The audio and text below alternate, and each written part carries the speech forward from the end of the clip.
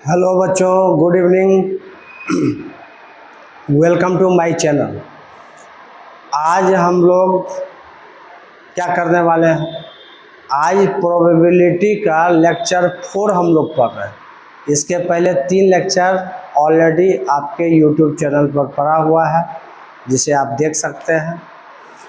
और लेक्चर 1, 2, 3 में उसका थ्योरेटिकल आइडिया था, जो कि क्लास 10 के जो ICSE बोर्ड के बच्चे हैं, CBSE बोर्ड के बच्चे हैं, या इवन बिहार बोर्ड के बच्चे हैं, उस वीडियो को देख सकते हैं। जो बच्चे क्लास 11 में हैं, 12 में हैं, वो भी अगर इस वीडियो को नहीं देखेंगे तो क्लास 12 का प्रोबेबिलिटी नहीं बनेगा, क्योंकि बेसिकली जानना ज़रूरी है। तो स्पेशली आज जो मेरा क्लास हो रहा है, ये क्लास 10 का ICSE बोर्ड का सेलिना का बुक जो है, उस सेलिना के बुक से आज हम प्रोबेबिलिटी का 25A एक्सरसाइज का जो एग्जाम्पल का क्वेश्चन है, पहले ये हम करा रहे हैं आज। ठीक है, आपके पीछे एक क्वेश्चन देखिए बोर्ड पर लिखा हुआ है, जो कि एग्जाम्पल 25A एक्सरसाइज का एग्जाम्पल का क्वेश्चन। प्रोबेबिलिटी में 25 चैप्टर में, सेलिना में प्रोबेबिलिटी है क्लास 10 में, एक्सरसाइज 25 है। लेकिन हम लोग पहले एग्जाम्पल का क्वेश्चन सॉल्व करेंगे। इसलिए ज़रूरी है एग्जाम्पल का क्वेश्चन सॉल्व करना। एग्जाम में क्या पता कि एग्जाम्पल का ही क्वेश्चन पूछ दे, है ना। इसलिए क्वेश्चन होता है। एग्जाम्पल और एक्सरसाइज को आप पार्शियलिटी ना करें, क्वेश्चन कहीं से भी आ सकता है। ठीक है, और आज के डेट में एग्जाम्पल्स के क्वेश्चन ज़्यादा पूछे जाते हैं, इसलिए एग्जाम्पल के क्वेश्चन को भी हम लोग ईमानदारी पूर्वक बनाएंगे और फिर एक्सरसाइज का बनाएंगे। ठीक है, तो चलिए, तो फर्स्ट क्वेश्चन है, ए bag contains A black ball, A red ball and A green ball. एक बैग है जिसको हम लोग थैला बोलते हैं हिंदी में, और उसमें आपको एक ब्लैक, एक रेड और एक ग्रीन बॉल रखा हुआ है।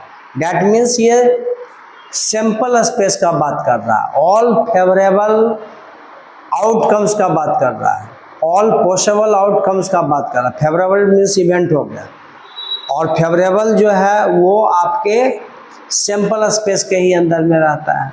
तो ऑल पॉसिबल आउटकम्स जो है उसका बात कर रहा है। थैला में कितने बॉल हैं, टोटल बॉल जितना होगा वही उसका ऑल पॉसिबल आउटकम होगा, कम्स होगा, जिसको हम लोग सैंपल स्पेस बोलते हैं। और all the balls are identical in shape and size.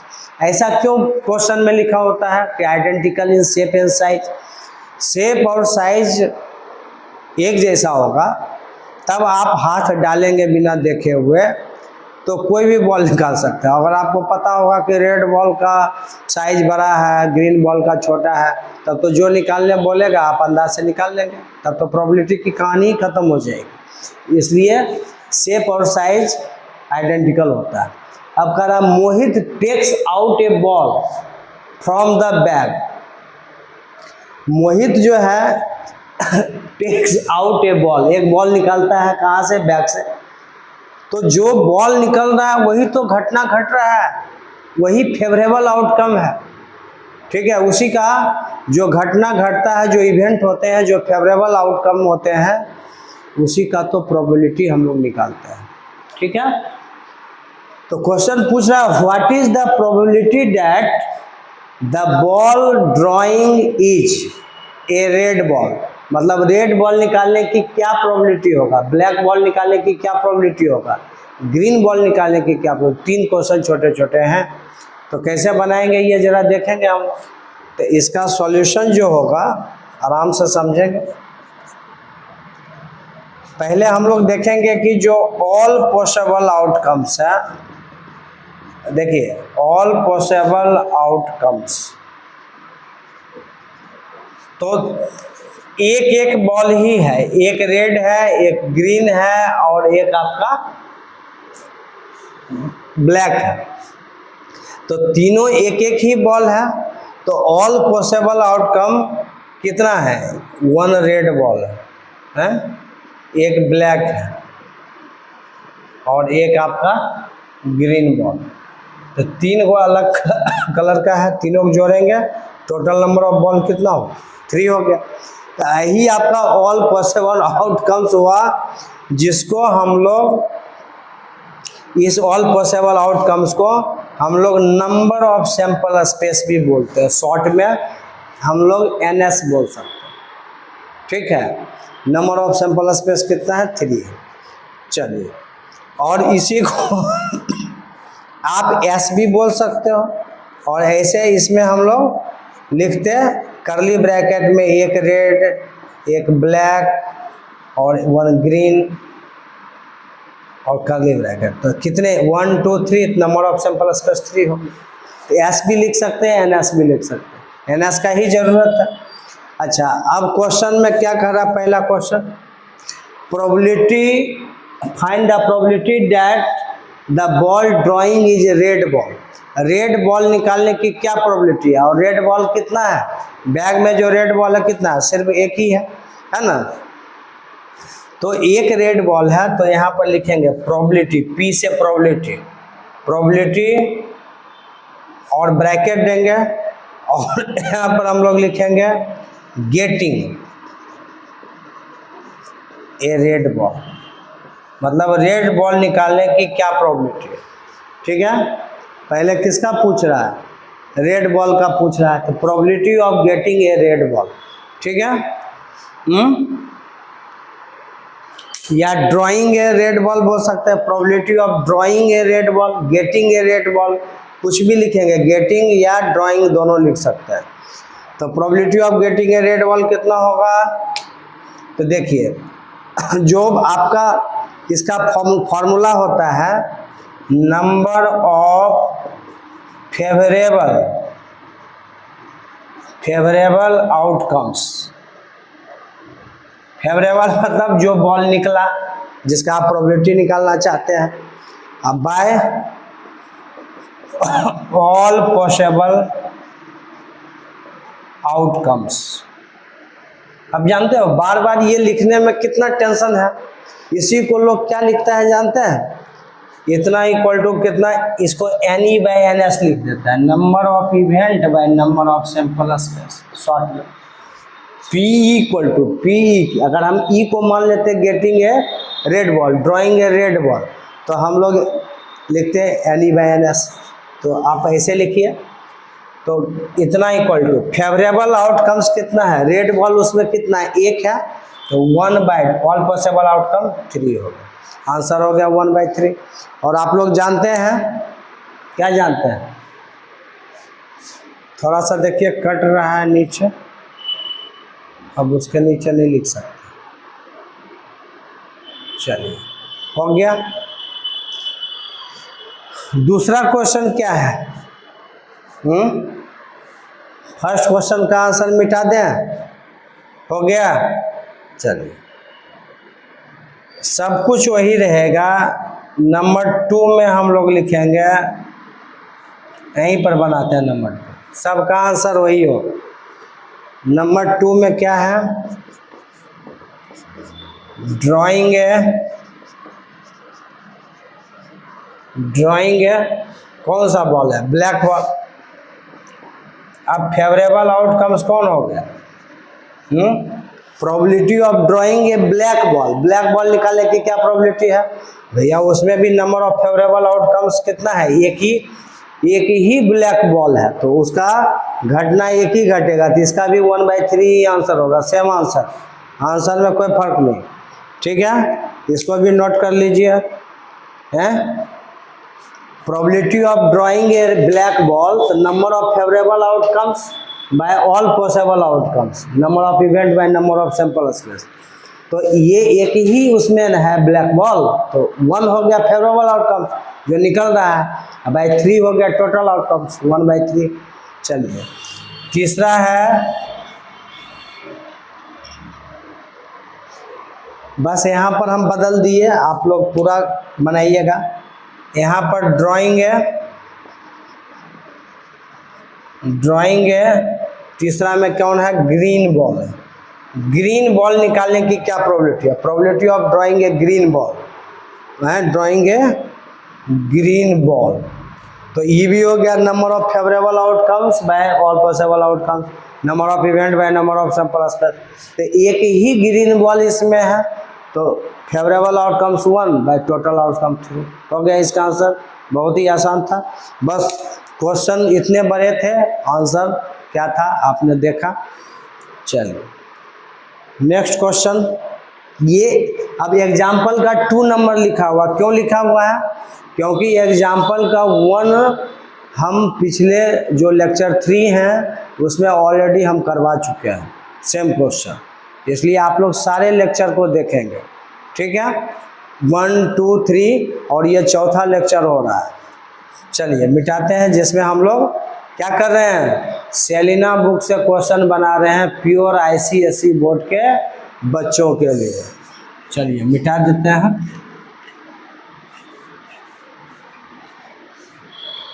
अब हम लोग नेक्स्ट क्वेश्चन देखेंगे।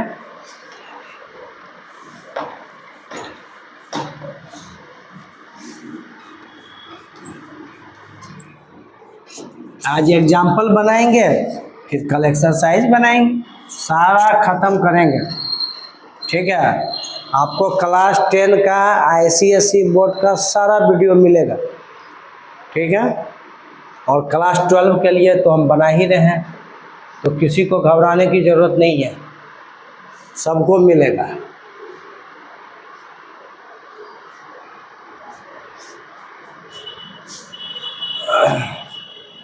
तो यहाँ पर एक्सरसाइज अभी हम नहीं बना रहे हैं, एग्जाम्पल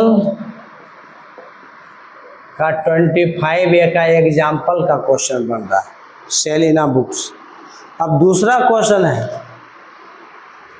देखिए आप लोग, हमारे पास ये सेलिना का बुक अवेलेबल नहीं है, तो उसका जीरोक्स हमारे पास है, जिसमें क्वेश्चन है। एकदम क्लास 10 का ICSE बोर्ड का बच्चा जो है, सेलिना बुक खोलिए, एकदम सारा का सारा आपको एक एक क्वेश्चन का आंसर मिलेगा, ठीक है। चलिए, तो इसका एग्जाम्पल का 3 नंबर क्वेश्चन क्या कह रहा है in a single throw of a dice, in a single, थोड़ा क्वेश्चन लिखने में ही टाइम लग जाता है, single throw of a dice, find the probability of getting, find the probability of getting a number, getting a number, पहला question है number 1 greater than 2, greater than 2। दूसरा क्वेश्चन है लेस देन और इक्वल टू 2, लेस देन और equal to 2। और तीसरा है not greater than 2, तीसरा है नॉट ग्रेटर देन। ये 3 क्वेश्चन है इसमें से। अब जरा हम लोग समझेंगे इसमें कि सबसे पहले तो हम लोग समझ लेंगे कि ऑल पॉसिबल आउटकम्स क्या होगा, ठीक है। हाँ, उसके बाद एक एक करके सबके बारे में हम लोग समझेंगे। देखिए क्या क्वेश्चन में कह रहा है, in a single throw of a dice, एक ही डाइस को एक बार थ्रो कर रहा है, तो एक डाइस को एक बार थ्रो किया तो क्या ऑल पॉसिबल आउटकम्स होगा। सबसे पहले हमको सैंपल स्पेस निकालना है, जिसको ऑल पॉसिबल आउटकम्स बोलते हैं, बार बार ये चीज़ हम बोल रहे हैं, ठीक है। अब ऑल पॉसिबल आउटकम्स लिखने में वक्त भी तो लगता है, तो उसको आप सैंपल स्पेस एस लिखिए, क्या दिक्कत है। All possible outcomes means S. तो अगर एक सिंगल डाइस को थ्रो करेंगे तो क्या ऑल पॉसिबल आउटकम मिलेगा, ये मिलेगा। डाइस में कितने 6 सरफेस होते हैं, 1 2 3 4 5 6 लिखा होता है, वो हम लोग इसमें क्या करेंगे, डाल दिए 1 2 3 4 5, ये ऑल पॉसिबल आउटकम्स हो गया जिसको एस बोले। तो नंबर ऑफ सैंपल स्पेस कितना हो गया, कितने एलिमेंट हैं, 6 एलिमेंट है, तो number of element equal to 6, यानी 6 हो गया, क्योंकि इसी का नंबर का जरूरत पड़ता है, number of all possible outcomes. अब इसमें किसका प्रोबेबिलिटी निकालना, घटना क्या घट रहा है, क्या इवेंट हो रहा है, क्या फेवरेबल आउटकम हो रहा है। फेवरेबल आउटकम मीन्स इवेंट, मैं पिछले वीडियो में बताया। So probability of getting A number greater than 2, तो जो फेवरेबल आउटकम है पहला नंबर में, तो ग्रेटर देन 2, तो ग्रेटर देन 2 जो है, ग्रेटर देन 2, तो ग्रेटर देन 2 का मतलब है इसके लिए हम बना रहे हैं, तो इसके लिए बना रहे हैं, तो इसका फेवरेबल आउटकम को, इसका फेवरेबल आउटकम्स जो होगा वो क्या होगा, तो फेवरेबल आउटकम्स 2 से ग्रेटर। तो देखिए जितने भी बताए थे पिछले क्लास में कि जो फेवरेबल आउटकम्स होते हैं वो ऑल पॉसिबल आउटकम्स का सबसेट होता है, और सबसेट का मतलब होता है कि इसके सारे एलिमेंट्स सैंपल स्पेस में प्रेजेंट होते हैं। तो सब पीछे के लेक्चर में है, आप वहाँ से देख सकते हैं।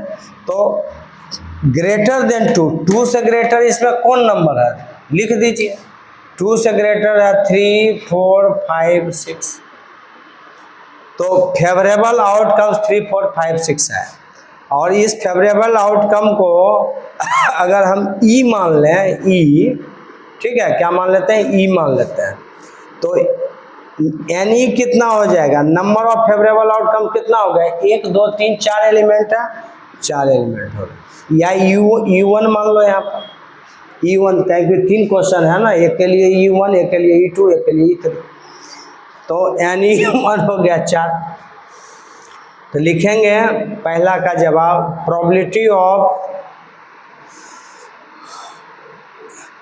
ये ग्रेटर देन 2 के लिए कह रहा है, किसके लिए कह रहा है जी, ग्रेटर देन है, बस यहाँ पर जोड़ देंगे, getting a number greater than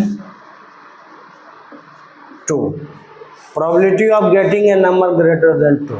तो 2 से ग्रेटर देन के लिए यहाँ पर number of favourable outcomes bye number of sample space. Short में लिखो नहीं यार, हम लोग तो इतना लिखते भी नहीं है, हम यहाँ पर सीधा लिखते हैं PE1 बस, ठीक है, इतना लिखने में वक्त लगता है ना।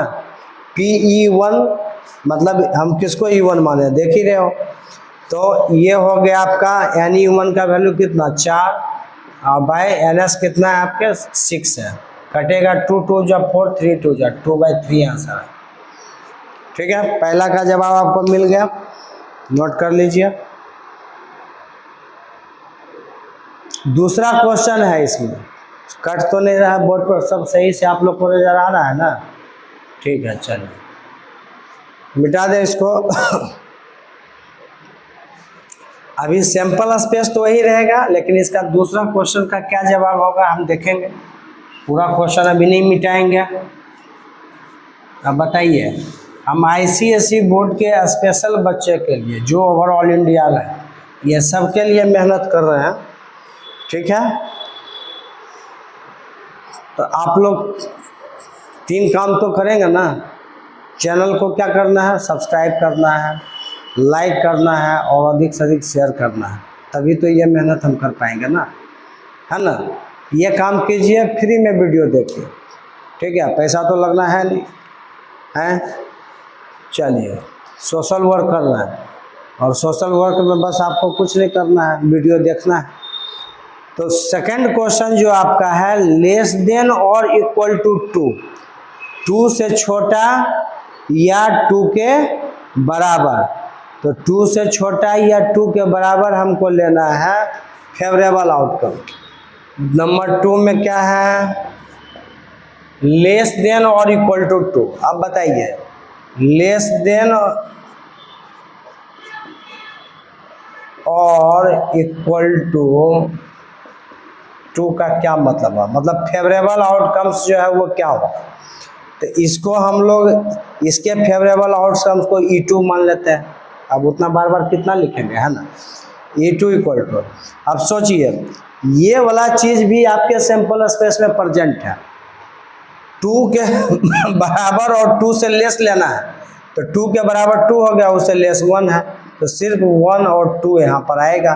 तो Ne2 कितना हो गया, इसमें कितने एलिमेंट है, 1 2 2 एलिमेंट।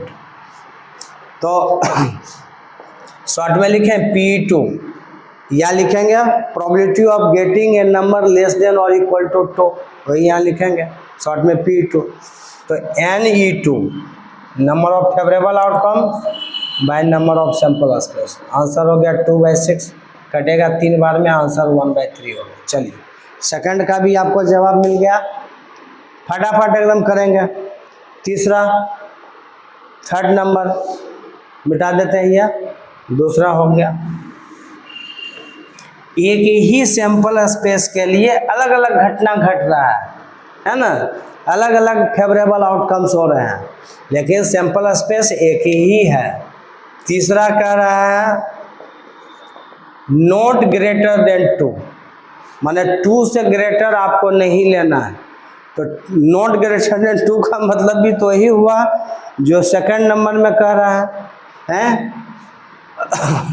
नॉट ग्रेटर देन 2, मतलब इसको हम E3 मान लेते हैं। क्या मान लेते हैं, E3। तो E3 का मतलब नॉट ग्रेटर देन 2, तो इसमें 2 से ग्रेटर आपको नहीं लेना है, तो 1 2 ही लीजिएगा इसमें भी। तो क्या होगा, यानी 2, इसमें भी 2 ही आएगा, 2 ही एलिमेंट है।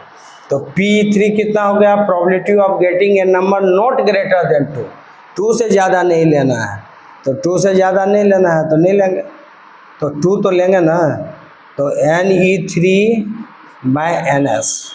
तो ये भी 2/6 हो गया, ये 3 बार में कट गया, 1/3। ठीक है, समझ में आया। चलिए, और आप ये चीज़ देख रहे हैं, क्या देख रहे हैं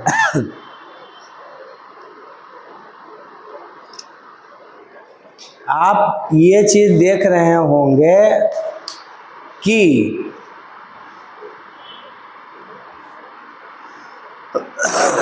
नोट हो गया। आप इसमें ये देख रहे हैं कि 2 क्वेश्चन मैंने बनाया, और पिछले वीडियो में डेट लेक्चर 3 में हम बता चुके हैं कि probability of event always lies between 0 and 1।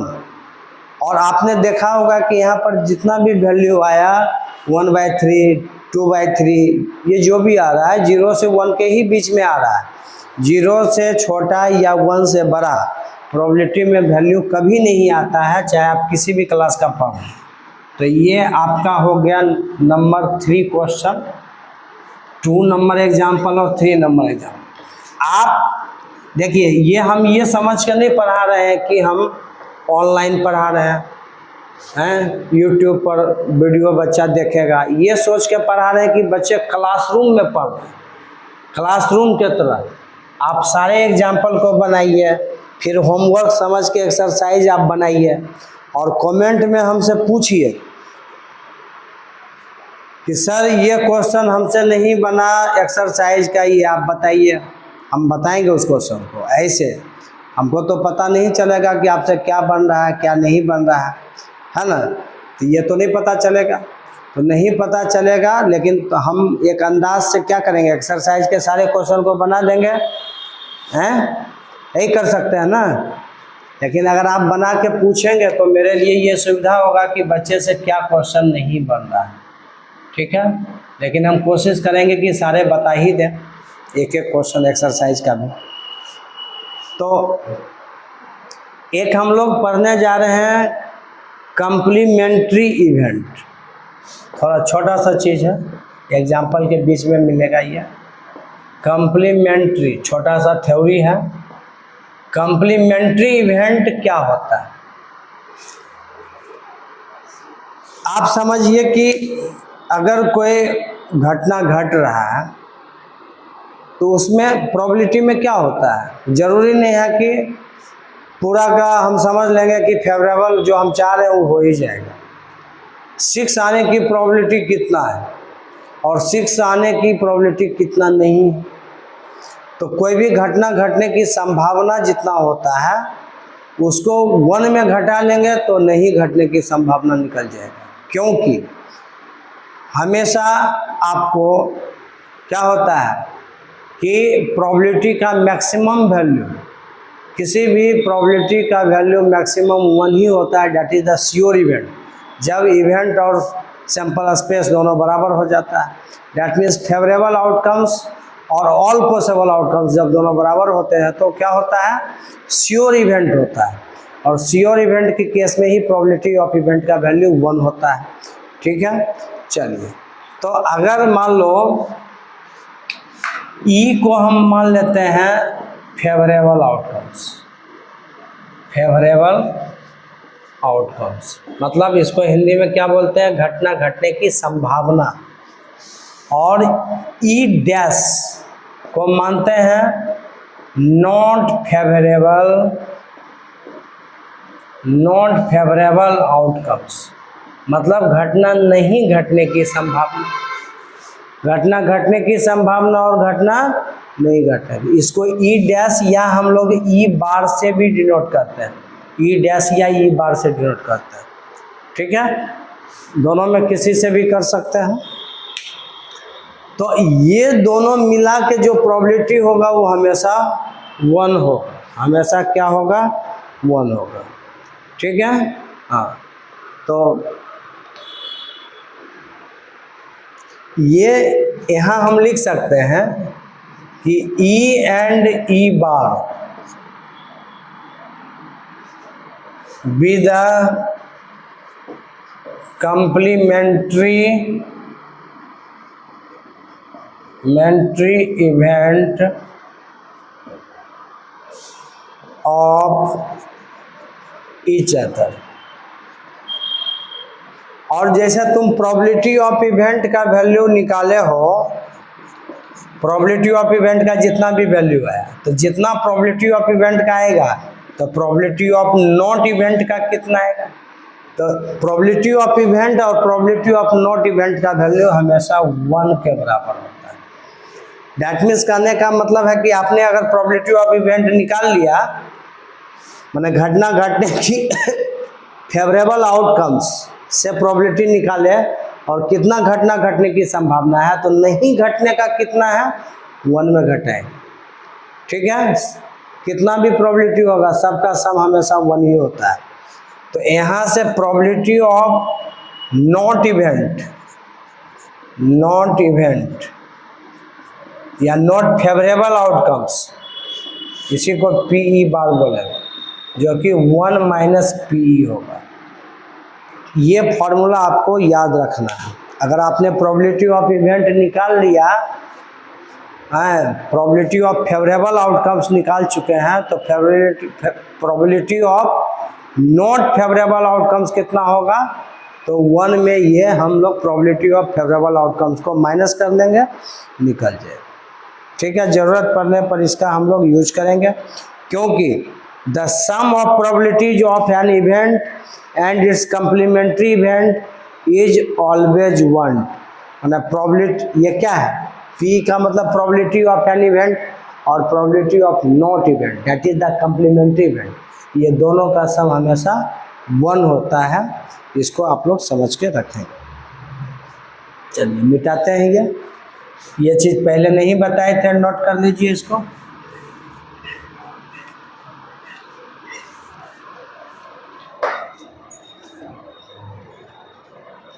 अब क्वेश्चन तो हम बना ही रहे हैं, लेकिन बीच में कुछ थ्योरेटिकल आइडिया आया है जो कि पहले नहीं बताया गया उसको हम लोग समझेंगे। अब जैसे 52 कार्ड के केस के ऊपर क्वेश्चन है, जिसका थ्योरी ऑलरेडी बताया गया है पीछे के वीडियो में। तो अभी हम लोग इसमें बस 2 चीज़ जो पीछे नहीं जाने थे वो यहाँ पर हम लोग जान लेंगे। ठीक है, इसमें हम लोग को जानना है सूट्स किसको बोलते हैं। ठीक है, टोटल 52 कार्ड्स होते हैं। कार्ड के केस में total number of cards equal to 52 और 52 कार्ड्स में 4 सूट्स होता है, 4 सूट्स होते हैं, SUITS, ठीक है, 4 सूट्स होता है। और ये 4 सूट्स में कौन कौन है भाई? ये 4 सूट्स में आपका जो है ऑलरेडी बताया हुआ है कौन कौन होते हैं। हार्ट होते हैं, डायमंड होता है, स्पेड होता है और क्लब होता है। ये भी 13 होता है, ऑलरेडी पीछे वीडियो में सब बताया गया है, लेकिन सूट आप नहीं समझते थे इसलिए मैं समझा। 4 सूट्स में 52 कार्ड्स इक्वल टू 4 सूट्स, और 4 सूट्स में कौन कौन है? हार्ट है, डायमंड है, स्पेड है, क्लब है, सब 13 होता है। तो सूट आप लोग समझ गए, सूट्स किसको बोलते हैं इसको नोट कर लीजिए, ठीक है। और एक चीज़ हम लोग समझेंगे, फेस कार्ड क्या होता है। फेस कार्ड मिटाए इसको।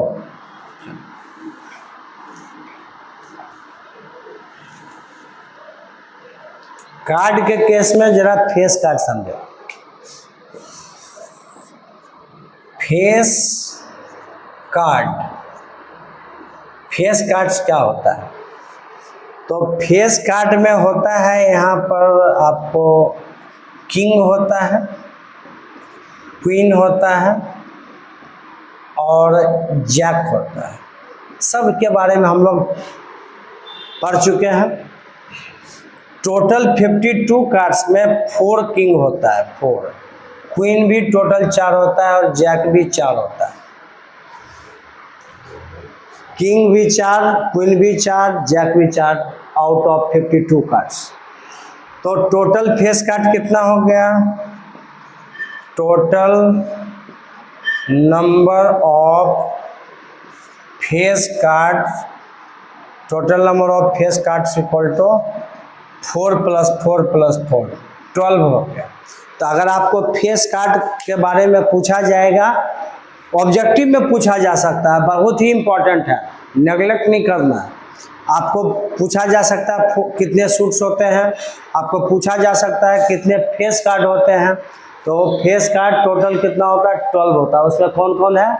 किंग, क्वीन और जैक है, जो कि 4 है आउट ऑफ 52 कार्ड्स, ठीक है। इसका जानकारी मुझे देना था आप लोग को। अब हम लोग इसका भी क्वेश्चन बनाएंगे। मिटाएं इसको। चलिए,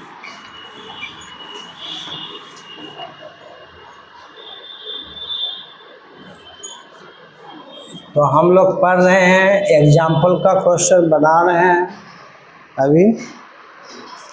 अब देखिए, एग्जाम्पल का क्वेश्चन नंबर 4 है आपका। एग्जाम्पल का क्वेश्चन नंबर 4 25A का क्वेश्चन है। From A well shuffled, shuffled का मतलब होता है अच्छे से उसको पीसना। खेल के दौरान बोलते हैं ना, बढ़िया से पीसो जी, हैं, बोलते हैं वेल सफल्ड हैं। Deck of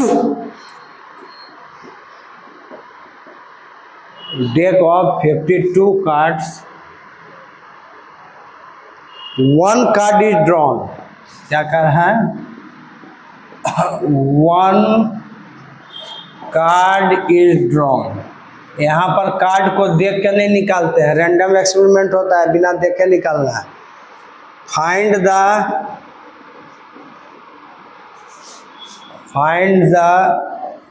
probability, find the probability that the card will, number 1 कह रहा है बी ए फेस कार्ड। देखिए फेवरेबल आउटकम में आपको फेस कार्ड का प्रोबेबिलिटी पूछ दिया, और दूसरा है not be a face card, बहुत मज़ेदार है, not be a face card.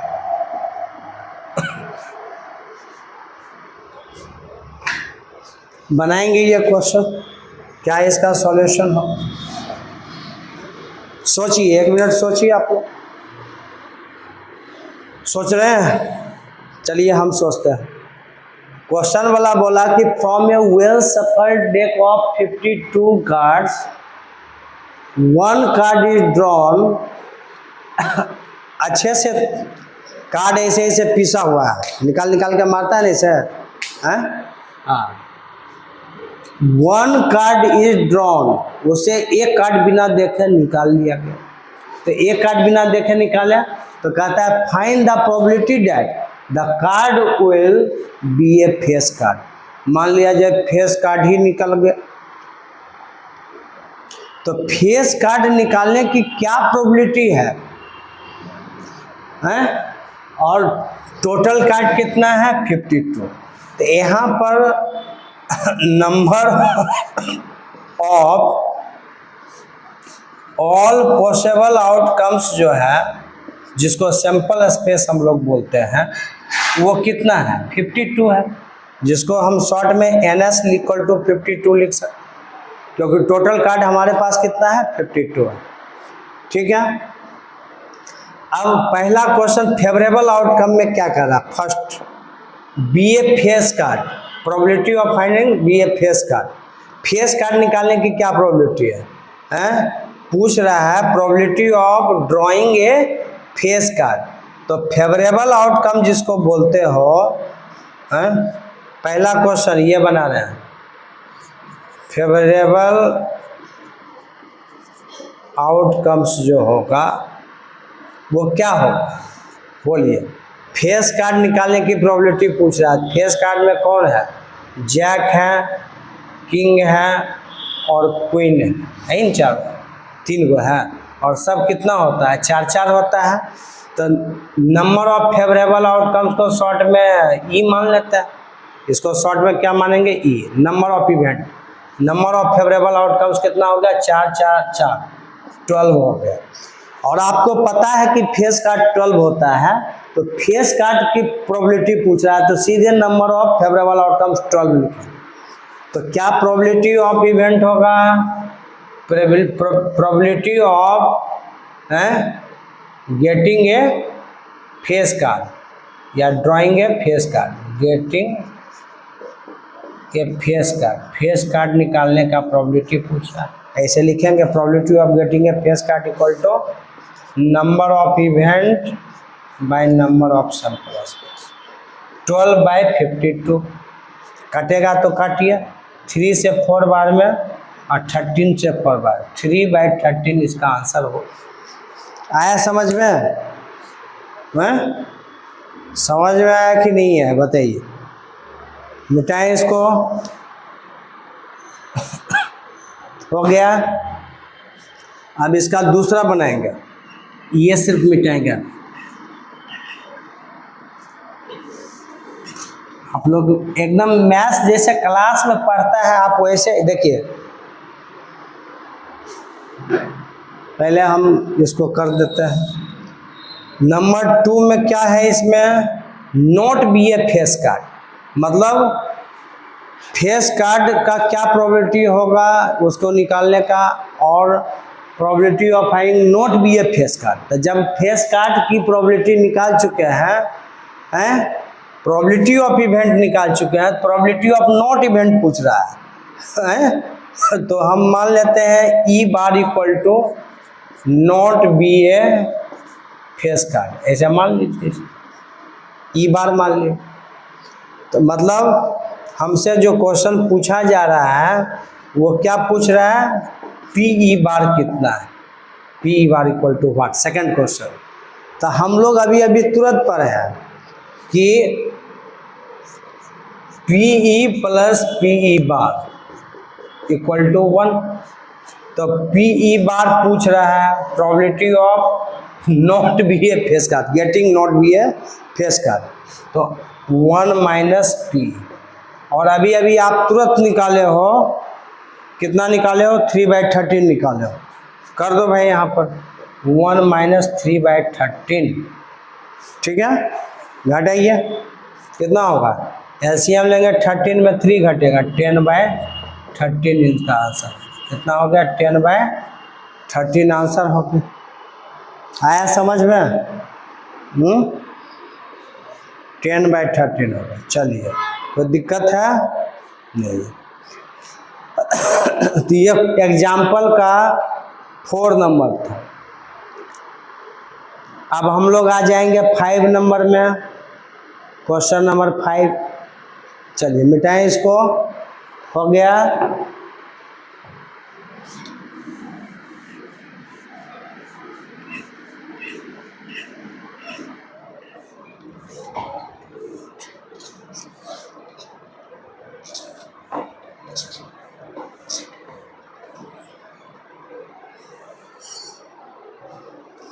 Question number 5 में क्या कह रहा है समझेंगे।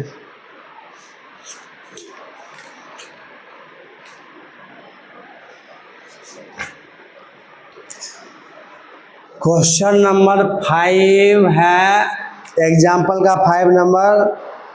इन a badminton match between Rajesh and Joseph, ठीक है, the probability of winning of Rajesh is 0.58। Direct probability दे दिया। तो find the probability of, number 1 में है नॉट विनिंग ऑफ राजेश और विनिंग ऑफ जोसेफ है। नॉट विनिंग ऑफ राजेश का तुमको प्रोबेबिलिटी दे दिया है, ठीक है। नॉट विनिंग ऑफ राजेश का पूछ रहा है, दिया हुआ है जीतने का, और विनिंग ऑफ जोसेफ का पूछ रहा है। तो बनाएंगे आसानी से। देखिए ये क्वेश्चन लिखें, बिना लिखे बनाए। ये आपको सेलिना का 385 नंबर है और एग्जाम्पल नंबर 5 है। क्वेश्चन क्या कह रहा है हम बोलेंगे तो वीडियो में रिकॉर्ड होगा, आप लोग पढ़ के समझ सकते हैं। क्वेश्चन है, in a badminton match between Rajesh and Joseph, Rajesh और जोसेफ के बीच में बैडमिंटन का मैच हुआ। The probability of winning of Rajesh, Rajesh का जो जीतने का प्रोबेबिलिटी है वो 0.58 है, वो दिया हुआ है। Probability of winning of Rajesh दिया हुआ है 0.58, ठीक है। तो देखिए जो गिवन डेटा है डायरेक्ट आंसर करें, अलावा आप लोग करेंगे, करते हैं। तो प्रोबेबिलिटी ऑफ क्या गिवन है, probability of winning of Rajesh दिया हुआ है। राजेश का जीतने का प्रोबेबिलिटी आपके क्वेश्चन में डायरेक्ट दे दिया है 0.58 और पूछ रहा है फाइंड द प्रोबेबिलिटी ऑफ, है किसका पूछ रहा है, नंबर 1 में find the probability of not winning of Rajesh. Rajesh का नहीं जीतने का कितना प्रोबेबिलिटी है। तो भाई अगर इसको हम लोग पीई मान लेते हैं शॉर्ट में, हैं, और जो निकालना है इसको पीई बार मान लेते हैं, तो थोड़ा कम लिखना पड़ेगा और क्या।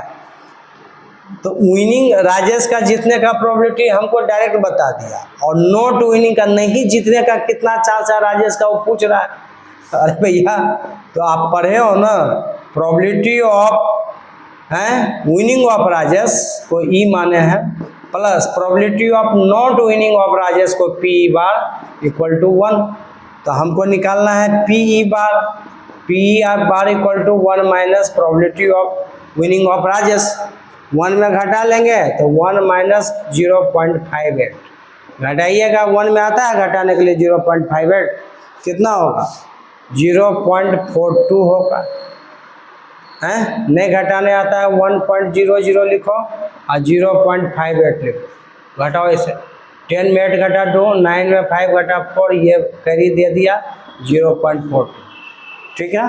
पहला का जवाब मिल चुका है। अब हमको निकालना है winning of Joseph. Second question में पूछ रहा है probability of winning of Joseph है, जोसेफ का जीतने का JOSEPH। देखिए लॉजिकली सोचिए जरा, probability of winning of Joseph पूछ रहा है, जोसेफ का जीतने का कितना प्रोबेबिलिटी है? भैया राजेश का जो जीतने का प्रोबेबिलिटी था वो दिया हुआ, और राजेश का नहीं जीतने का जो प्रोबेबिलिटी है वो निकाल चुके हैं। तो लॉजिकल सोचिए कि दो आदमी में मैच हुआ और राजेश का जितना नहीं जीतने का प्रोबेबिलिटी था, अगर हमारा जीतने का प्रोबेबिलिटी 40% है तो नहीं जीतने का कितना मेरा है? 60% है। तो नहीं जीतने का 60% है तो दूसरा आदमी जो हमारे साथ मैच खेल रहा है तो इसका मतलब उसका जीतने का 60% हो गया प्रोबेबिलिटी। सिंपल सा चीज़ है। तो आप निकाल चुके हो probability of not winning of Rajesh, तो probability of winning of Joseph जो होगा वो हो जाएगा probability of not winning of Rajesh के बराबर। जितना इसका नहीं जीतने का चांस है उतना ही दूसरे का जीतने का चांस बन जाएगा, है ना? समझे कि नहीं बात को? हैं? और ऑलरेडी आपके पास निकला हुआ 0.42। सिंपल लॉजिकल क्वेश्चन था, बहुत ज़्यादा झमेला नहीं इसमें था। चलिए हो गया। चलिए नेक्स्ट क्वेश्चन की तरफ बढ़ेंगे हम बेटाएं। नेक्स्ट और लास्ट क्वेश्चन होगा।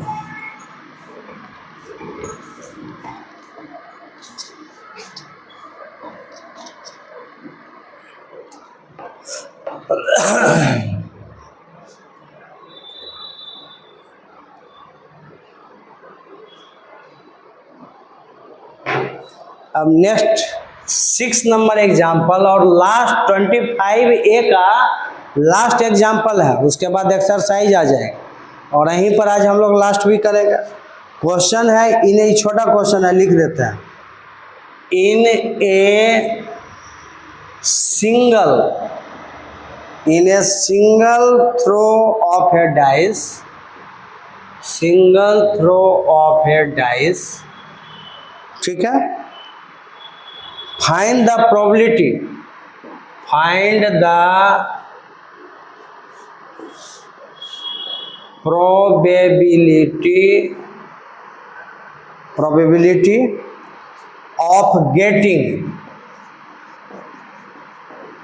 probability of getting 1 में दिया है 7 और सेकंड में दे रहा है आपको a number less than 7, a number less than 7। दो क्वेश्चन है इसमें, बनाएंगे इसको, बहुत ही आसान है। चलिए सॉल्यूशन क्या होगा इसका? In a single throw of a dice find the probability of getting. देखिए अगर एक डाइस को थ्रो करते हैं तो ऑल पॉसिबल आउटकम्स क्या होता है? That is the sample space 1 2 3 4 5 6। All possible outcomes को एस बोलते हैं, सैंपल स्पेस बोलते हैं। तो ये एक डाइस को थ्रो करेगा तो यही सैंपल स्पेस होगा, मतलब नंबर ऑफ सैंपल स्पेस 6 होगा। पहला क्वेश्चन क्या पूछा? Number 1 find the probability of getting 7 आने की क्या प्रोबेबिलिटी है? अब एक बात बताइए कि जो भी घटना घटता है सैंपल स्पेस के अंदर से, ऑल पॉसिबल आउटकम के अंदर से घटता है। आपका ऑल पॉसिबल आउटकम्स जो है एक डाई को थ्रो करेंगे तो उसमें 1 2 3 4 5 6 आने का चांस रहेगा, 7 उसमें होता ही नहीं है। तो ये घटना घटेगा, बताइए, जो आपके ऑल पॉसिबल आउटकम्स में नहीं है। तो आप पासा फेंकेंगे तो उसमें 7 कभी आ सकता है? नहीं आ सकता है, इसको इम्पॉसिबल इवेंट बोलते हैं। तो प्रोबेबिलिटी ऑफ गेटिंग ए 7 आने की क्या प्रोबेबिलिटी है? तो हम लोग लिखेंगे नंबर ऑफ फेवरेबल, कभी कभी लिख देते हैं number of favourable outcomes. Handwriting आप लोग समझ जाओगे ना भाई, by all possible, number of all possible. नए हैंडराइटिंग समझ में आएगा तो भी कमेंट में लिखना कि हैंडराइटिंग सर साफ कीजिए, कर देंगे। तो बताइए नंबर ऑफ फेवरेबल आउटकम्स, इसका इवेंट जो है वही तो 0 है भाई, 7 इसमें है ही नहीं, तो 7 नहीं है तो इवेंट तो 0 हो गया। अब बाय सैंपल स्पेस 6 बाय कोई नंबर 0। मेरा बेसिक मैथ्स का लेक्चर जरूर पढ़िए, ये सब वहाँ पर बताया गया है नंबर सिस्टम, ठीक है। तो 0/6 = 0 है। नंबर ऑफ फेवरेबल आउटकम्स ही यहाँ पर क्या आएगा 0, क्योंकि 7 इसमें है ही नहीं। नंबर 2 कह रहा है ए नंबर लेस देन 7, तो ठीक है भाई, 7 से number less, probability of getting